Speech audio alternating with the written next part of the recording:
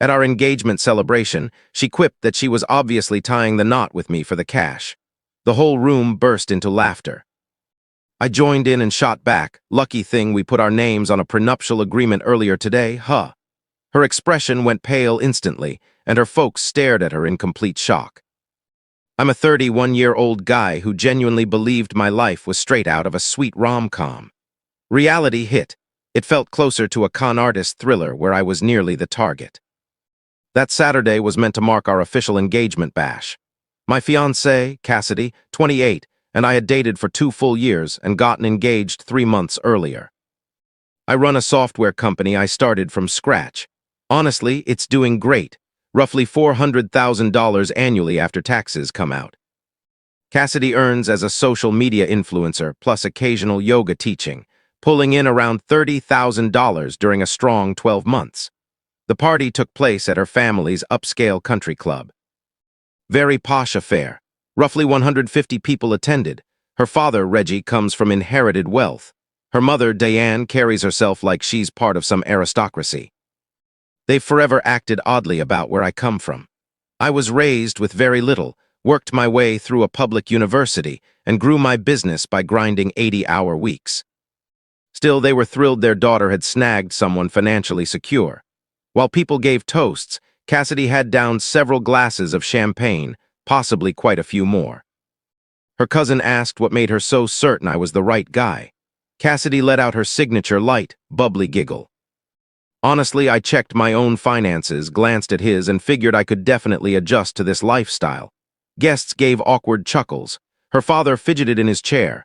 The cousin kept pushing. "Come on, you truly love the guy, don't you?" "Naturally. I adore every single thing about him. His home, his Tesla, that portfolio of investments." Laughter continued, though it now carried tension. "Just teasing. But let's be real. After going out with all those penniless painters and guitar players, landing a man with real financial stability felt like, at last. Clearly, I'm marrying him for his money, duh." She did plenty to drink, and alcohol sometimes reveals hidden truths. The crowd laughed again. What other reaction fits? I chuckled along, lifted my glass, and said, "Fortunate we finalized that prenup agreement this very morning, aren't we, darling?" The room froze like someone hit pause. Cassidy's cheeks went from rosy to ghostly pale. "Prenup? What prenup?" "The one your father's attorney suggested we do." I glanced at Reggie with an innocent look. "You suggested we should have a prenup drawn up, correct, Reggie?" Reggie appeared puzzled. "I never. What agreement?" "Oh, the one I arranged myself. Cassidy put her signature on it earlier today." "Nothing unusual. Assets I owned prior remain mine. Her stay hers. You get the idea." Cassidy jumped up abruptly, tipping over her glass of bubbly. "We have to speak. Right this second." "We'll talk later after the gathering, honey. Right now." She marched away angrily.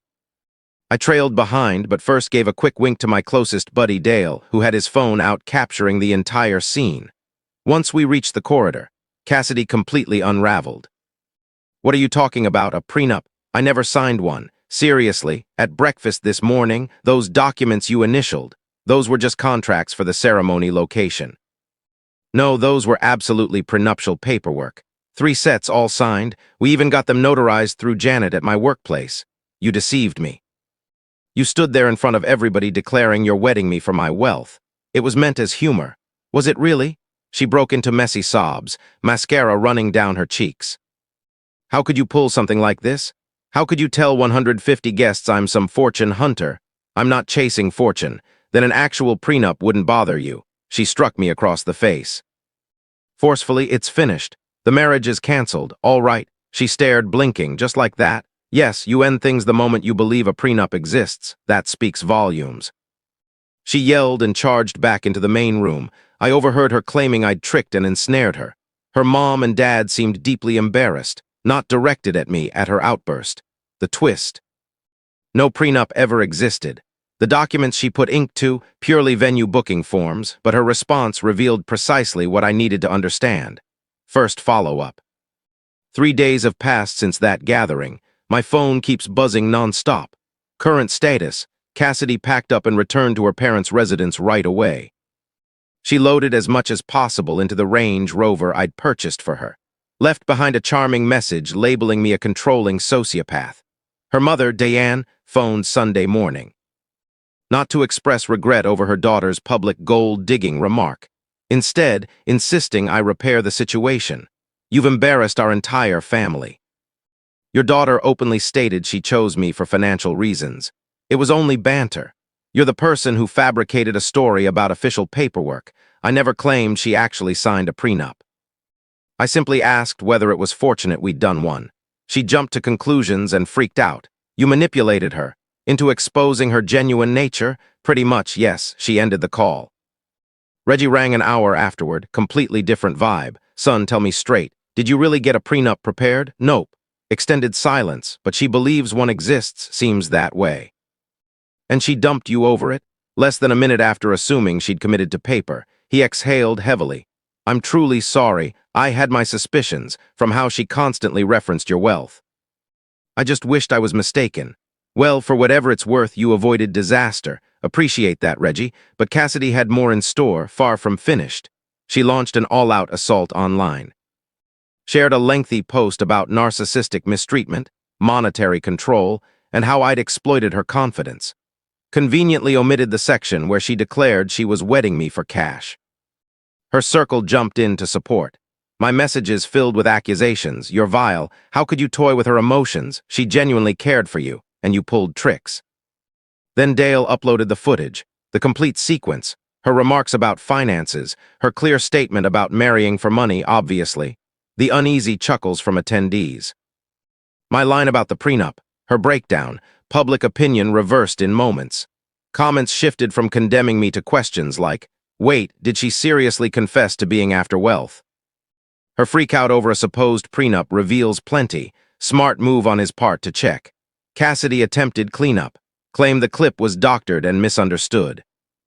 Dale responded by sharing the entire raw recording, 1 hour 43 minutes long, featuring her full intoxicated monologue about how tiring it felt dating guys with empty pockets. The highlight. My corporate attorney contacted me, saw the clip blowing up. One quick inquiry. That Range Rover gifted to her is the title under your name or hers? Mine. Coverage 2. Interested in reclaiming it. Is that possible? No marriage occurred. No need for prenup protection on untransferred presents. Remains your asset if documentation lists you. Interesting indeed. Second follow-up. Yesterday, the Range Rover was legally retrieved. Within the law, completely. Title stayed in my name. I covered the cost. Policy was mine as well. Petty behavior, possibly. Deeply gratifying. Without question, Cassidy rang from her pal Piper's device. I'd already blocked hers. You took my vehicle. Look at the registration. I'll take legal action over what? Recovering what's rightfully mine, you presented it as a gift. Demonstrate that. Produce evidence of title transfer. You're evil. I'm evil and still possess a Range Rover. Call ended. 20 minutes passed, Diane phoned.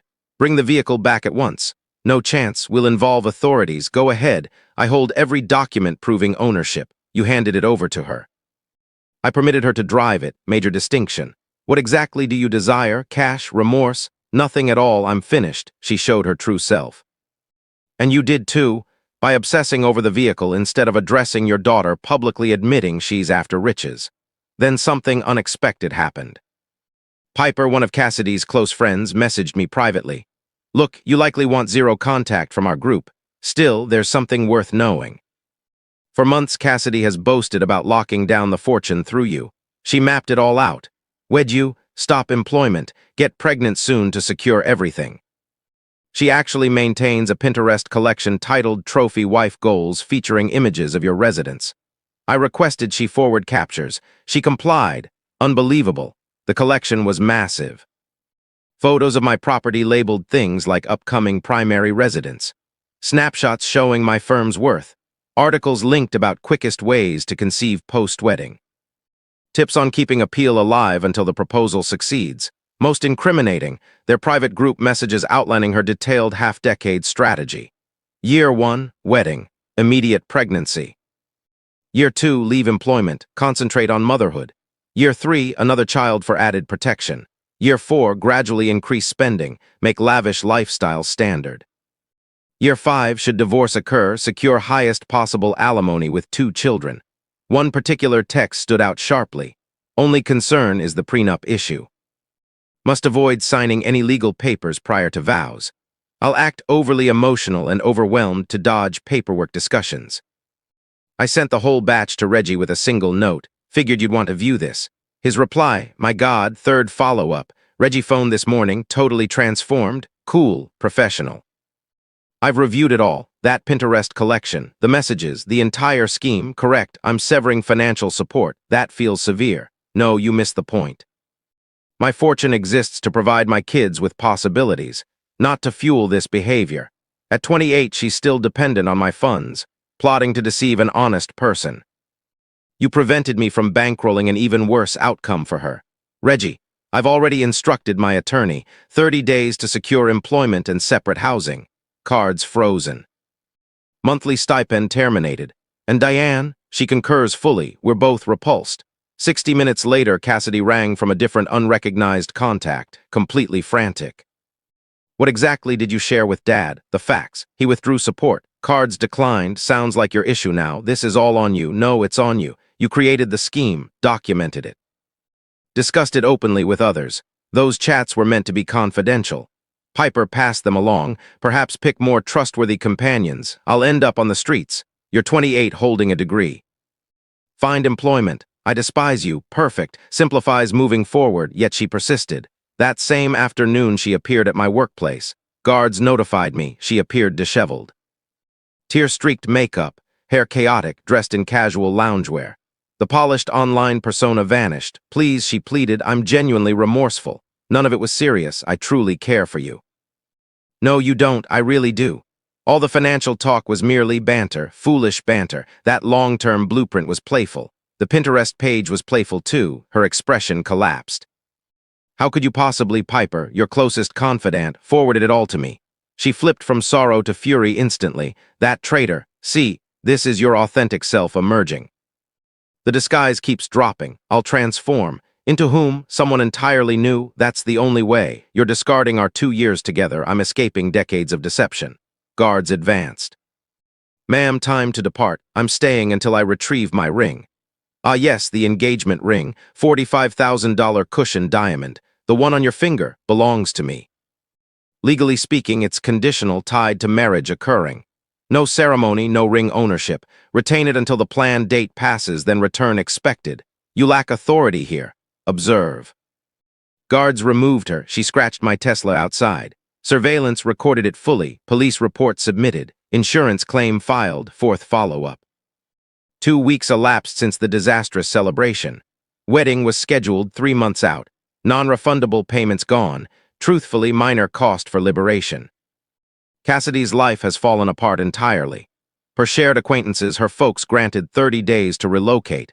She's at day 14. 0 employment, 0 leads, attempted staying with Piper. Piper cut contact after learning about the shared evidence. Remaining friends unavailable. Whenever seeking temporary shelter, she submitted applications yet possesses virtually no real career history aside from online content.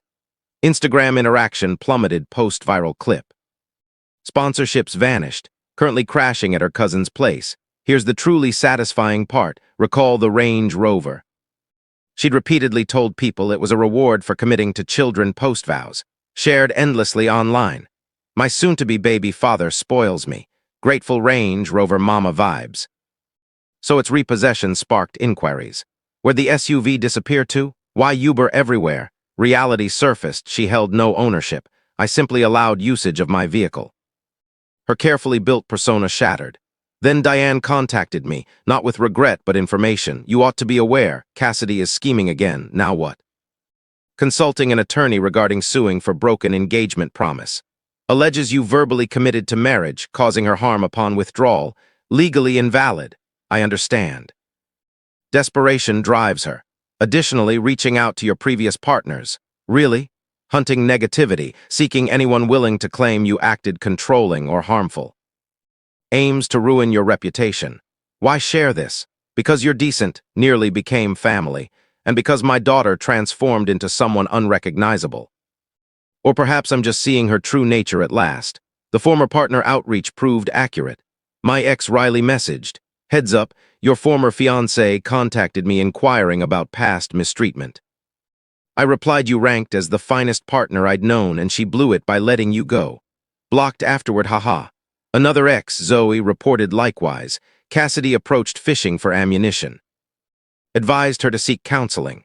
Cause for worry? Then arrived the legal demand. Low-rent attorney seeking $200,000 citing distress, diminished standard of living, verbal agreement violation, slander. My counsel chuckled outright, replied, video contains her own confession to pursuing wealth via marriage. No oral contract proven. Truth defeats slander claims completely. Cross-demand issued for Tesla vandalism damages at $8,000. Silence since. Concluding update. 6 months since the engagement catastrophe. Decided one final summary as inquiries persist. The intended wedding date arrived and departed. I marked what should have been our ceremony day in Cabo alongside Dale and friends. Enjoyed beachside drinks. Observed the sunset. Expressed gratitude to fate for the close call. The diamond ring, she resisted returning it. Insisted it counted as unconditional. Formal demand letter sent via counsel. Ignored. Civil action filed. Judge reviewed materials, including her recorded admission, and mandated immediate return, plus covering my attorney expenses. Sold for $38,000. Donated 50% to a program teaching financial responsibility to young females. Felt fitting. Cassidy's current status? Reportedly employed at a retail counter selling cosmetics. Sharing a low-end apartment with 3 others. Seeing some cryptocurrency enthusiast who boasts but owns a 2008 Honda. Shares motivational sayings about enduring toxic partner behavior. Instagram audience dropped 90%. Parents maintain strict boundaries. Reggie contacted last month, suggested golf, unusual yet I accepted. On the 9th hole he said, I owe you sincere regret.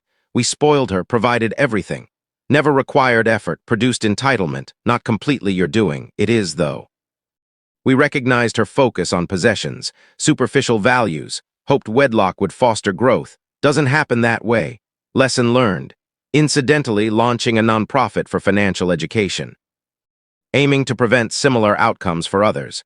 Interested in joining the advisory group? I agreed, truly fulfilling work. Assisted numerous young people with practical budgeting skills. The twist. Cassidy submitted a funding request to the organization, unaware of my involvement. Her submission discussed recovering from monetary mistreatment and starting over post-betrayal. Rejected. Not personal. She openly stated in it she'd avoided employment until 28 and held others responsible for her circumstances. Meanwhile, I've begun seeing someone fresh. Heather works as a children's surgeon, earns double my income. Shared the fake prenup story. She laughed and replied she'd happily sign a genuine one. I safeguard my finances as well. 4 months together now. She prefers dividing costs evenly. Incredibly refreshing. Final amusing note, her cryptocurrency enthusiast partner. Persuaded her to pour her cosmetics job savings into his groundbreaking token. Value collapsed. She lost it all. Uploaded an emotional clip claiming another manipulative figure exploited her.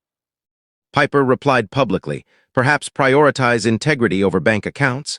Video vanished. Often the strongest payback simply involves allowing individuals to experience their own choices' outcomes. Cassidy sought marriage to wealth rather than a partner, ended up with neither. And truthfully, we've each landed precisely where our actions led. P.S. For those wondering how I thought to bluff about a prenup, no premeditation. Her remark triggered an instinctive reply. Call it fate, intuition, or self-preservation kicking in. Regardless, that impulsive moment spared me endless deceit. P.P.S. Reggie mailed a birthday greeting recently. The card read, grateful you never joined the family as in-law. We both understood perfectly. Tesla fix, covered by policy. They pursued Cassidy for her portion of the deductible, arranged installments, $50 monthly across 3 years. Each payment serves as a lasting reminder of greed's price.